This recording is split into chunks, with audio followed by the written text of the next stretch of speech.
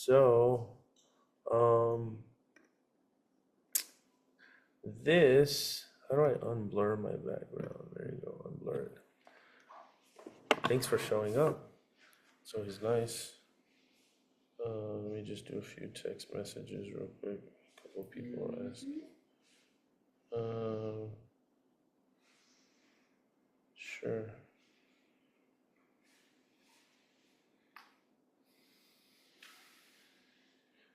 This is a particular, you can put it in the group in case anybody wants to join. This is a nice topic. I want to do more of these kind of like, I feel like they're practical topics and the philosophy's in there. And then we can even get into a little bit of Leela, which is like pastimes and stuff, like different stories. But grace over guilt, progress over perfection, natural spiritual growth without pressure or pretense. So often at times, we were talking, it's been on my mind for a while. It's just we've had a lot of different guest speakers. The topic of guilt sometimes can prevent us from going forward in relationships in general, or even in spiritual life, like not hitting the goal or what we think the goal or the standard should be, and then thinking like, I'm not good enough for this sort of thing, or like, or that the mind starts making up excuses, or it can even be the ego that's coming in, and finding some sort of excuse. Not everybody's going to be a monk, right? We have to work, we have families, we have jobs. So sometimes this guilt thing, I've seen people feel guilty about certain things, like, well, maybe in this spiritual tradition you can't do this, and I'm doing it, so I'm going to take a break and a hiatus. And then once they realize that nobody's judging them, they feel more comfortable and they come back. But I'm totally not in the judgment profession. That's not my thing. I've seen it all, and I've done quite a few things myself. So guilt is the topic. Does that make sense? Has that ever happened? Guilt. Often it happens because we compare ourselves to others, and that's not doing any justice. So we'll get into that as well. Oh, there's a little blue thing here. Wow, Canva. Never had that before. So I wanted to get into a few literal definitions. Of course, I kind of like that's one thing I like about AI is you can have an idea. So this guilt and grace. So the fact of having committed a specific implied offense or crime. Guilt, that's one definition. Grace, simple elegance or refinement of movement. So I have the crow and the swan there. These are just a couple of definitions. Perfection, the condition, state, or quality of being free, or as free as possible from all flaws or defects. That's kind of hard for us to do. We all have some sort of defect here. So, the path is perfect. It allows us to become perfect in our consciousness in one sense. We're aiming for perfection, but don't beat yourself down if you're not there. The one thing we should focus on more than perfection is the progress we're making. That's practical. Forward or onward movement toward a destination. So that seems a little bit more within reach and easy to attain is the progress that we're making. Nobody's perfect. So a lot going on in these slides, but the pressure to be perfect. So the ideal is high. We're trying, according to Bhagavad Gita, we're trying to become perfect in our love to Krishna. Krishna consciousness means God consciousness. So it's a different platform. It's considered transcendental. It's beyond the scope of the body, the limitations of having this human condition. So sometimes people, they come into this path of bhakti or Krishna consciousness and they get overwhelmed, right? Like, because as priests, we follow certain principles, or someone say rules and regulations, or yamas and niyamas. It's just like if you go to any sort of monastery or church or temple, usually there's a couple there that are, or a few delegated representatives that are the priests, and they're supposed to be held to a higher standard. And in our tradition, it's like we're vegetarian, we don't gamble, we don't drink alcohol, and we don't, promiscuity or whatever. But like, that's for certain people, right? Not everybody has to commit to that, but whatever they can give. Or we wake up early at 4 or 5 in the morning and we chant, we meditate. For some people, you work at 7 a.m. or 8 a.m. That's not so practical. Or certain monks, they take vows of celibacy and they don't ever have families. Like, who can do that? Like, it's very rare. Most of us are going to get married. So that's overwhelming. Like, whoa, that's what you have to be. And it's totally not what you have to be. You can attain for that, but I'm saying initially coming in, those expectations are not there. It's a gradual process of development. So we become overwhelmed by do's and don'ts, leading to burnout, fear, or guilt. Does that make sense? Sometimes you can go like, wow, this is too much. So another point, lack of individualized guidance or mentorship. You know, it's always good to have some friends that have been practicing some. Just like if you play sports, you're going to have a teacher or a coach. So spiritual life, education, any of these things, being a chef, whatever, there's always somebody there who's been around longer and can coach you and guide you practically. That's one thing within spiritual life that's mentioned and is advised, is to have some sort of spiritual mentorship or guidance. Even these big entrepreneurs, they all have like mentors, right? Binary thinking. So there's a tendency for us to think all or nothing. Either I'm going to go all in or nothing. And then when you go all in, maybe it's too much too soon into a spiritual life or a particular path, and you can't sustain it, then it's like, forget about it. So there has to be some sort of balance there. And one of my mentors, he told me this a long time ago, which is, I guess, kind of a famous quote: life is not a sprint, it's a marathon. Spiritual life is not a sprint. It takes time to develop because we're coming from different backgrounds. So I chose this really cool picture. I was thinking of something for AI to create, and it was pressure busting a pipe, but all the diamonds coming out. It's like we have all this abundance of wealth in the form of joy, love, compassion, all these really great qualities inside, and we're just ready to release these qualities. And sometimes we end up losing these qualities for a certain amount of time because of the pressure. It becomes too overwhelming, and it can be detrimental to us and others. So better to be gradual in our process of spiritual understanding. That's what's really awakening. According to the Bhagavad Gita, we're all very, very pure. We're pure, and we're reawakening ourselves through, mantra meditation, etc. So the Bhagavad Gita says there's no loss or diminution on this path, and even a little advancement can protect one from the greatest fear. That's what the Bhagavad Gita says. So anything we do spiritually, according to the Vedas, is kept with us. And even into our next destination beyond this body, we just recover and we take off. We start where we left off from in the previous birth or existence. So there's a great sage here, and a deer. This is Bharat Maharaj.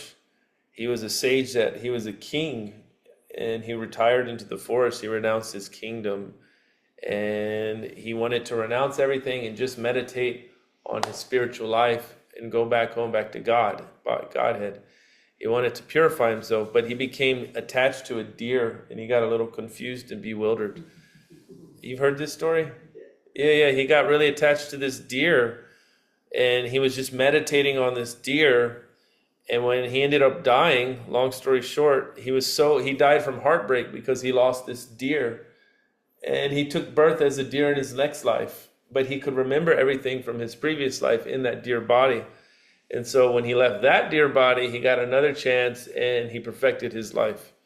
It's a long epic tale, but the point being is that he didn't forget any of the knowledge or purification that he had accumulated. So it's a marathon. It's not always going to be overnight. Most of the time, it's not. Are we going to, like, whatever we did in this life?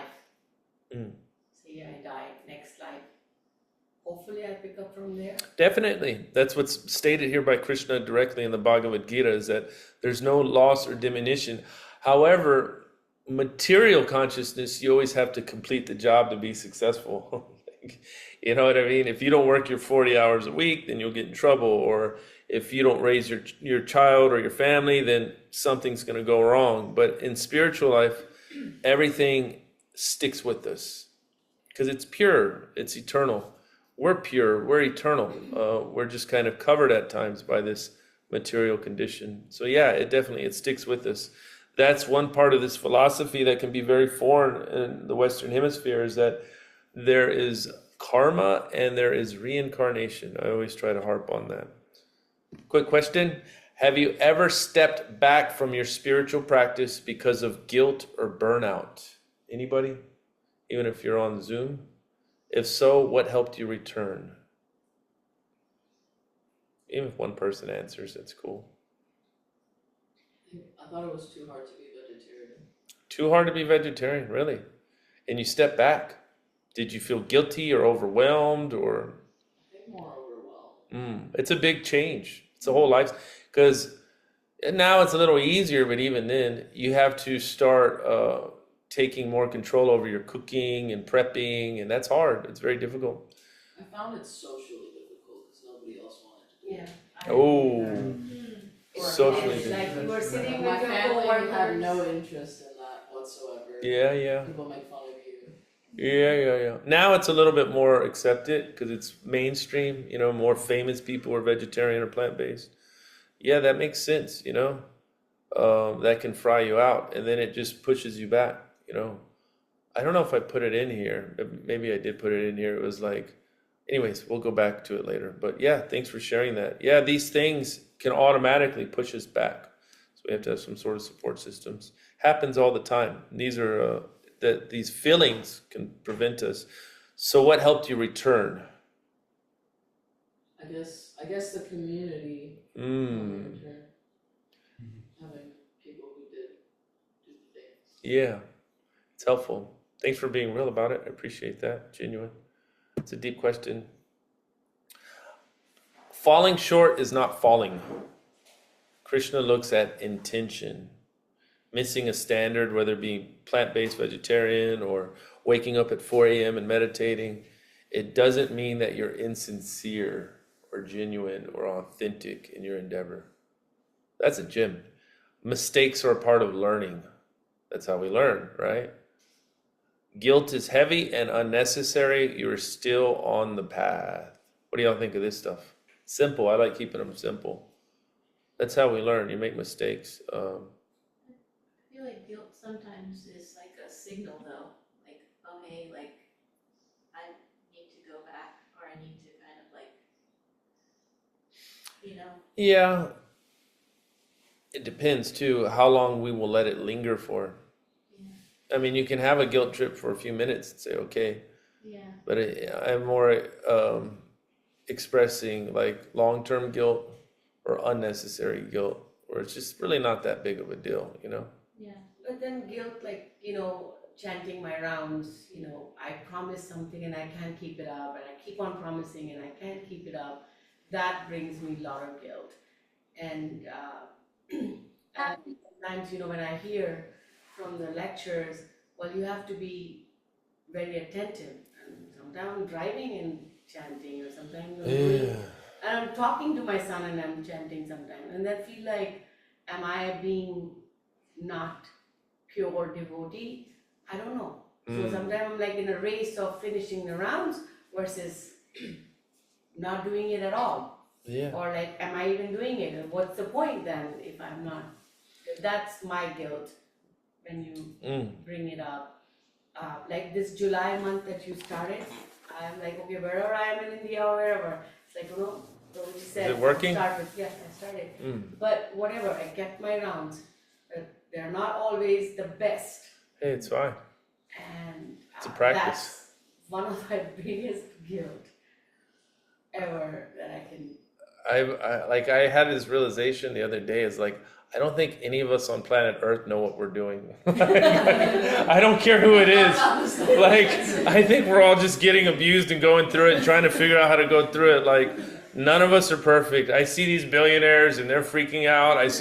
We were feeding the needy the other day. I went out, I'm starting a program where we're collaborating with another group. Okay. I'm trying to collaborate with another group. I'm a part of another group, and I just made these 2 agua frescas, and we went out And I'm happy to be a part of that team. And these people, although they may be homeless, some of them seemed more peaceful than people that have a lot of money. You know, and of course, some of them were heavily disturbed. I think someone might be there. I'm not too sure. Maybe it's a new person. But that was another realization where I was like, it doesn't matter. Big home, no home, you know, whatever it may be. Oh, it's a No. box. It's a a box box. of plates Okay, great. from a car.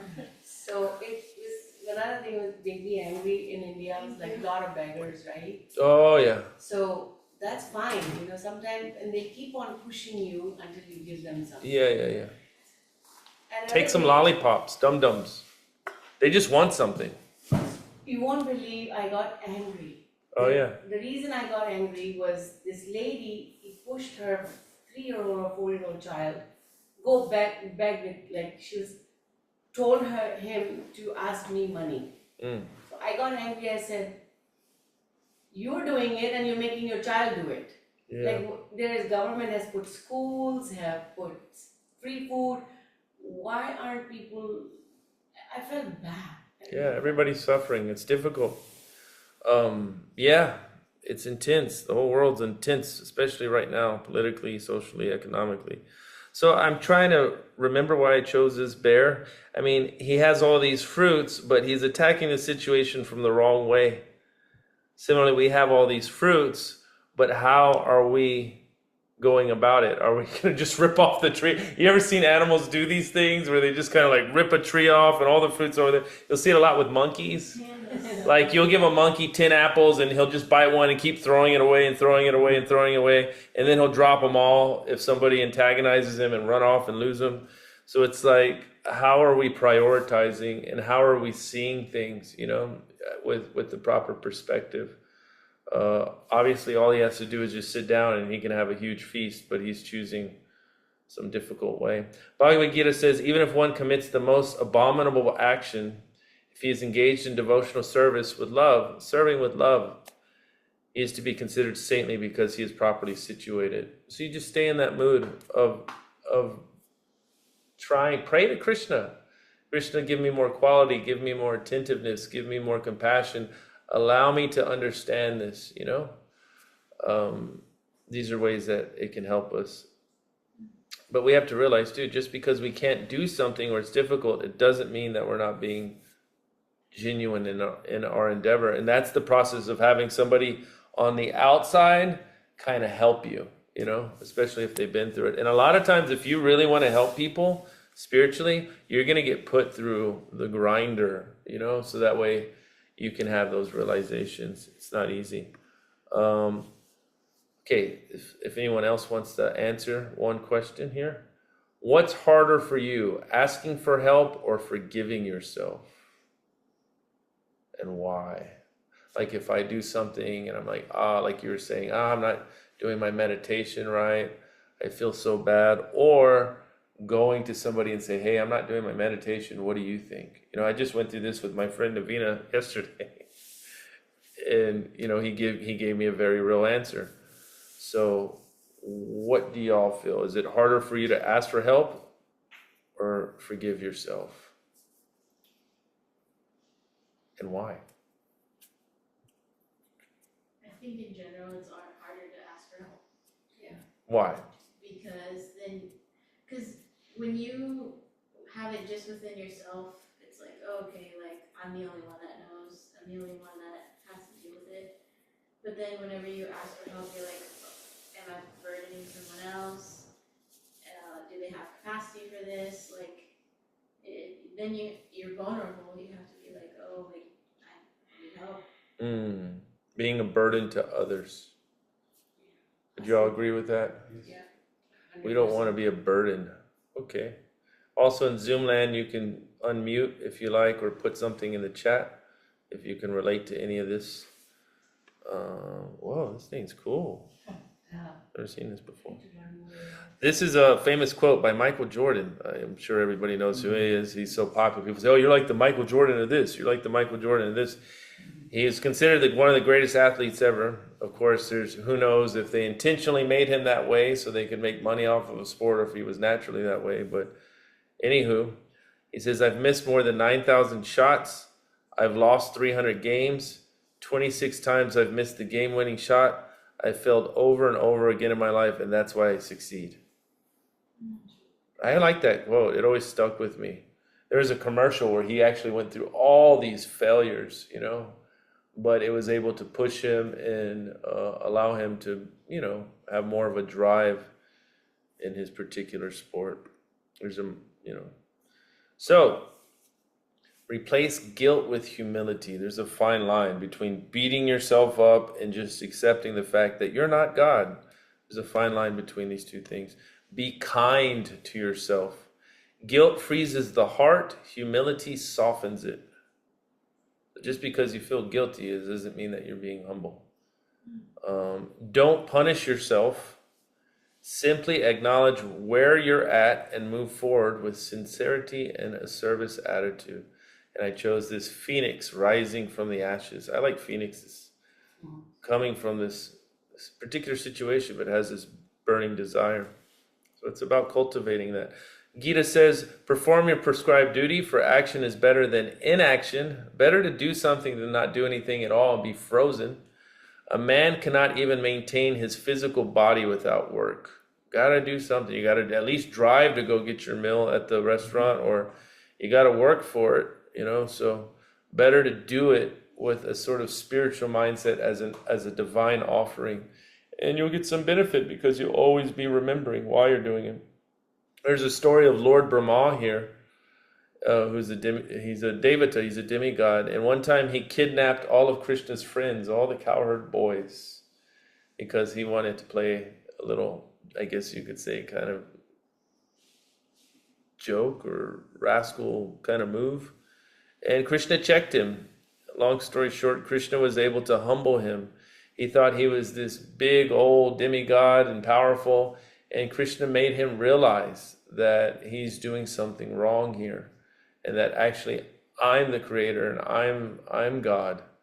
And so Lord Brahma, this big, huge demigod who creates the universe, humbly offered a lot of prayers and forgiveness to Krishna. So even these big personalities, they can get bewildered. And they can also feel guilt. But he was able to, he wasn't able to transform that guilt into humility until he was able to recognize the position of himself and the divine. And therefore he was able to see with some humility. But it's a nice story between Lord Brahma and Krishna. It's a nice exchange as well. So 3 ways to put it in action. I like this phrase here. Celebrate the small wins. That lets us know we're on our progress. You're not going to become champions overnight, but you can win a few games before you get to that situation. So service over self-criticism. When guilt arises, channel it into action. Do a small service, offer foods, pray over your food, spiritualize your food. Share a quote with somebody or yourself.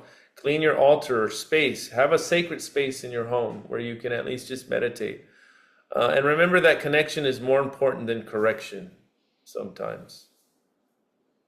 Make a doable daily list. Consistency builds confidence. Writing things down is great because we often forget. And just stick to those 1 or 2 things. Hey, if I can meditate for 5 minutes, 20 minutes, but I'm not going to allow this to be interrupted.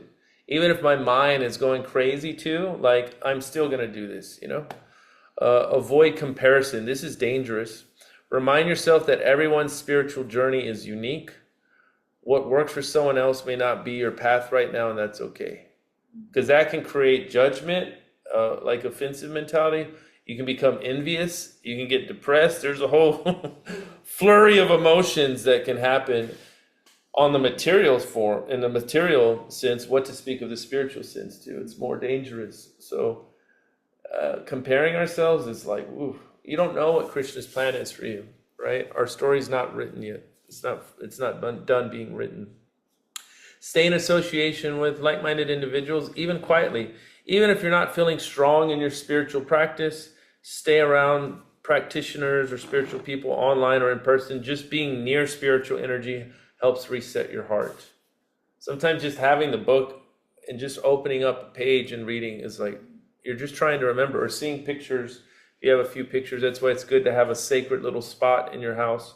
I used to have a corner of my room, and it was this little Goodwill thing, this little dresser box that I bought for $3, and I had pictures on it, and I would light incense, and I would just sit in front of it sometimes, and it was like my little station for remembrance.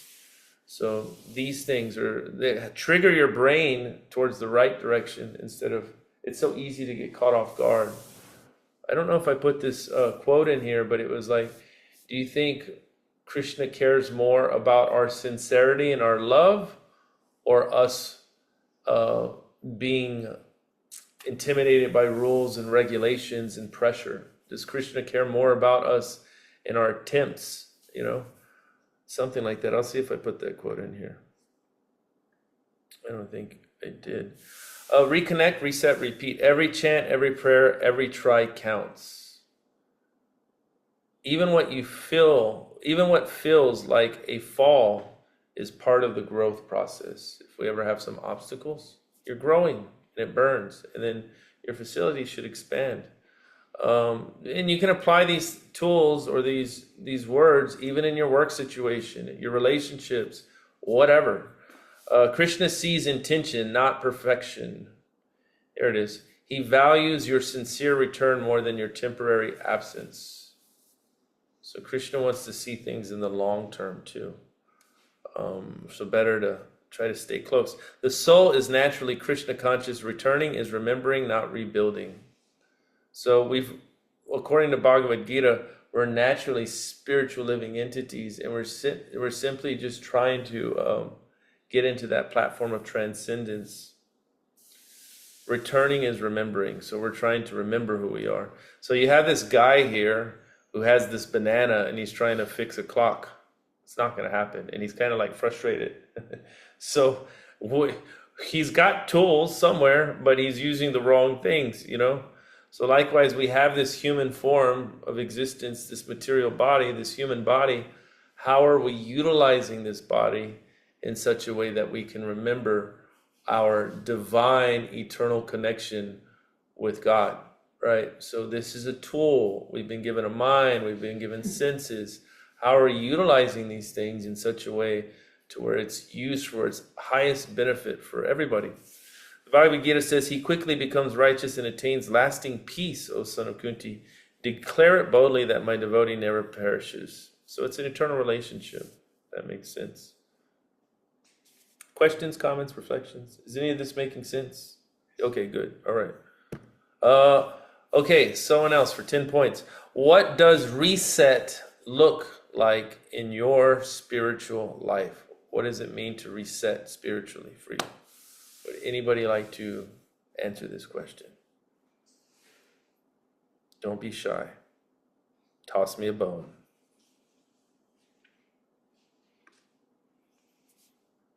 Yes, no? Satyan, no pressure. What does it mean to reset spiritually for you?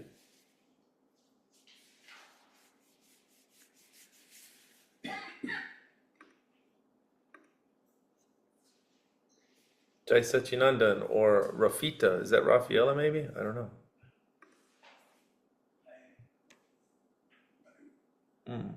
Every day is a reset. Every day is a reset. That's a good way to put it. Every day is a reset. Every day is a new opportunity. I think about it that way too. Perfect. That's how we stay detached. Let's see what the chat has in the chat box. Reset being in nature and new day better routine. My morning starting with yoga, meditation, intention. Yes, it's me, Rafaela. Okay, perfect. Yeah. Spiritually resetting ourselves every day. We have a new opportunity to let go of what maybe didn't work out yesterday and recharge with Krishna. Krishna is ever fresh. He's ever expansive. Everything's new with Krishna. So that's one way. Otherwise, we get stuck, and then we're not going to be able to make progress. Last few slides. Stay connected. That's the real standard. That's the standard, is just being connected, showing up as you are. Don't isolate yourself when you're struggling. Reveal your heart. Devotion thrives in community, not in hiding. Stay in a spiritual association. The Bhagavad Gita says, always think of me, become my devotee, worship me, and offer your homage unto me. Thus you will come to me without fail. So showing up as you are and staying connected, this is the actual standard. And then naturally, things will develop. We become stronger. We become more aware. It's like spiritual life is very powerful. It's a certain energy that cannot be penetrated by material energy. So we'll stop here. Any questions, comments? Practice kindly for yourself.